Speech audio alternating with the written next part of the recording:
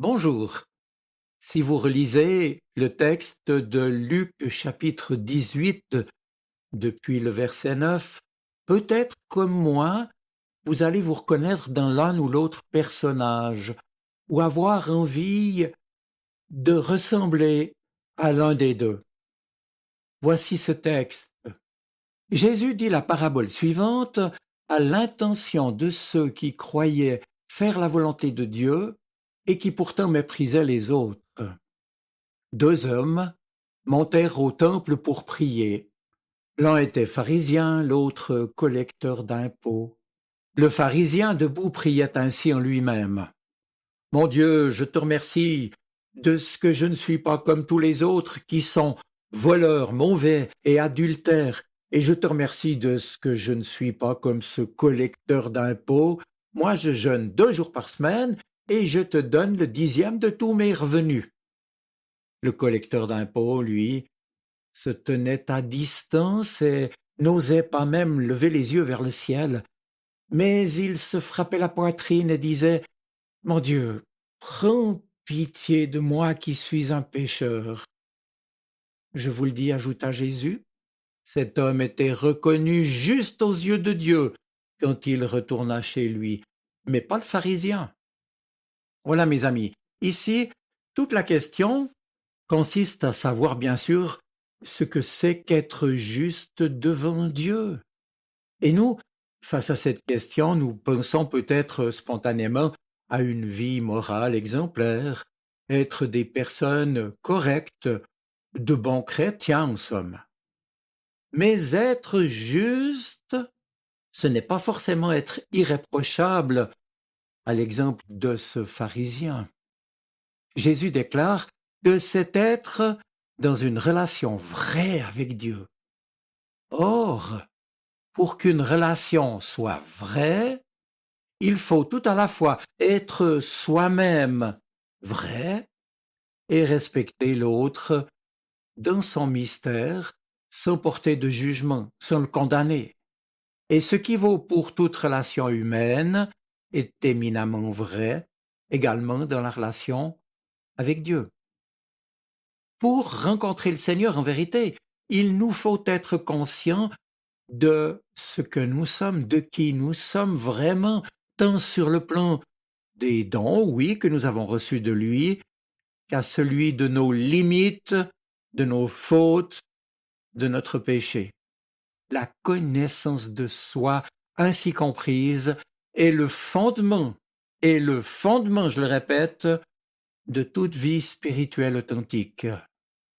Mais une telle connaissance ne s'obtient pas d'abord par l'introspection ou l'auto-analyse. Elle est en effet le fruit d'une relation vivante avec Dieu qui seul nous connaît en vérité. Ainsi, la connaissance de soi se clarifie-t-elle, puis-je dire, au fur et à mesure que s'intensifie notre communion intime avec celui qui sonde les cœurs, les profondeurs de chacun de nos cœurs. Dans son livre intitulé Le château intérieur, la chrétienne remarquable que fut Thérèse d'Avila affirmait que se connaître soi-même, c'est savoir que Dieu nous a créés par amour à son image et cela pour faire de nous sa demeure, d'où son titre Le château intérieur. Aussi déclare-t-elle que nous sommes dans une terrible ignorance tant que nous n'avons pas découvert cette immense dignité de notre être devant Dieu, cet immense amour qui fait que chacun de nous est précieux aux yeux de Dieu. Alors revenons à notre texte. On pourrait dès lors dire avec cette parabole que raconte Jésus que monter au temple pour prier, c'est répondre, paradoxalement, à un appel à descendre dans notre cœur pour y rencontrer le Seigneur de gloire. C'est un chemin de foi en la parole de Dieu dans lequel Thérèse d'Avila, j'y reviens, y a relevé plusieurs étapes. Et la première est celle de la conversion à Dieu, celle d'un retour donc vers la maison du Père, lorsque nous prenons conscience que nous nous sommes égarés loin de lui, en vivant à l'extérieur, immergés dans les affaires du monde, préoccupés par tant d'autres choses, occupés par tant d'autres choses.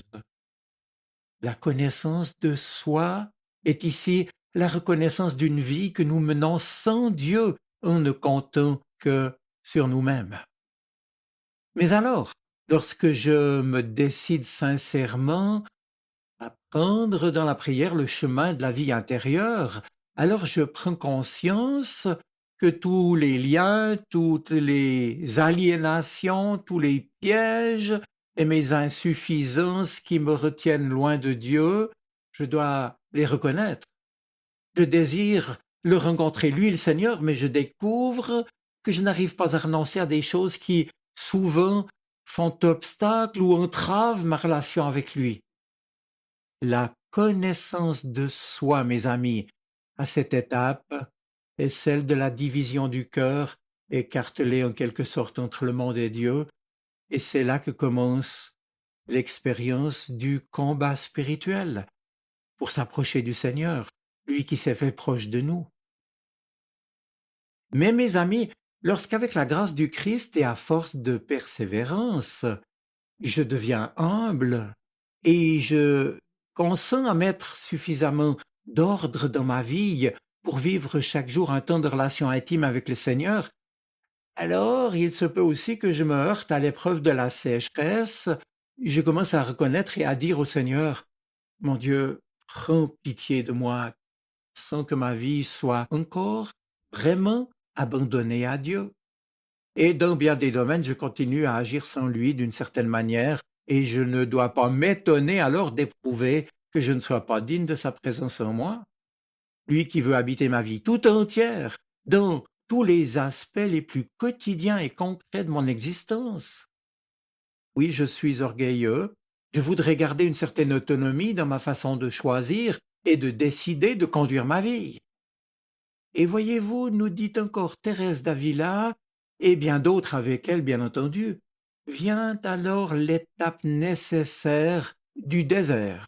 On peut l'appeler comme cela pour y recevoir la grâce d'un cœur de pauvre, celui qui reconnaît qu'il a besoin du Seigneur. Et la connaissance de soi est à ce stade la prise de conscience de mon orgueil spirituel et aussi de la dureté de mes jugements à l'égard de mon prochain. Et alors, un changement d'orientation, comme une seconde conversion, devient possible et qui consiste à accueillir l'amour de Dieu dans son absolue gratuité, et cela pour toute chose. Nous ne vivons que de la grâce de Dieu. Oui, se reconnaître soi-même, c'est alors reconnaître que je ne suis rien sans Dieu et que tout procède de sa grâce. Oui, Jésus, pour le dire, l'a exprimé au chapitre 15 de l'évangile de Jean. « Demeurez unis à moi comme je suis uni à vous. » Un sarment de vigne ne peut pas porter de fruits par lui-même sans être uni à la vigne. De même, vous non plus, vous ne pouvez pas porter de fruits si vous ne demeurez pas unis à moi. Je suis la vigne, vous êtes les sarments.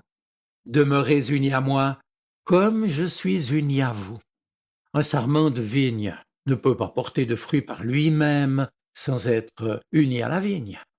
Eh bien, de même, vous non plus, vous ne pouvez pas porter de fruits si vous ne demeurez pas unis à moi, attachés à moi. Moi, dit Jésus, je suis la vigne, vous êtes les sarments. La personne qui demeure unie à moi et à qui je suis uni porte beaucoup de fruits, car sans moi, vous ne pouvez rien faire. Alors, mes amis, quand je deviens pleinement conscient de son infinie miséricorde envers moi, lui qui veut que je sois attaché à lui parce qu'il s'est approché de moi et qu'il veut habiter en moi, je peux alors m'attacher à lui pour ma vie tout entière sans que je ne le mérite en quoi que ce soit. Oui, mon Dieu, prends pitié de moi qui suis un pécheur. C'est avec toi, attaché à toi et pour toi, que je désire accomplir ta volonté avec ton aide et me laisser guider par ton esprit pour être au service de ton royaume. Et la connaissance de soi est alors certitude d'être aimé de Dieu et de ne rien pouvoir faire en dehors de son amour. Les fruits de cette communion intime avec Dieu sont dès lors la capacité à s'oublier soi-même et à se donner aux autres pour aimer. Et pour ceux-là et celles-là, souvenez-vous, Jésus ajoute toujours en Jean 15, « Tout comme le Père m'a aimé, je vous ai aimé, demeurez dans mon amour, afin que ma joie soit en vous et que votre joie soit complète. » Mes amis, je termine. Demandons la grâce de cette relation profonde avec Dieu dans le temple de notre cœur, au plus profond de nous-mêmes, afin de pouvoir le prier, nous aussi en toute vérité. Oui, mon Dieu, prends pitié de moi, qui suis un pécheur. Seigneur, prends pitié de moi, aide-moi. Je vous souhaite une bonne semaine. Soyez bénis. Amen. Sa parole résonne dans mon cœur. Elle est vivante, elle parle. Elle m'aide à choisir, m'illumine. Elle est vivante, elle est poignante, elle touche mon cœur.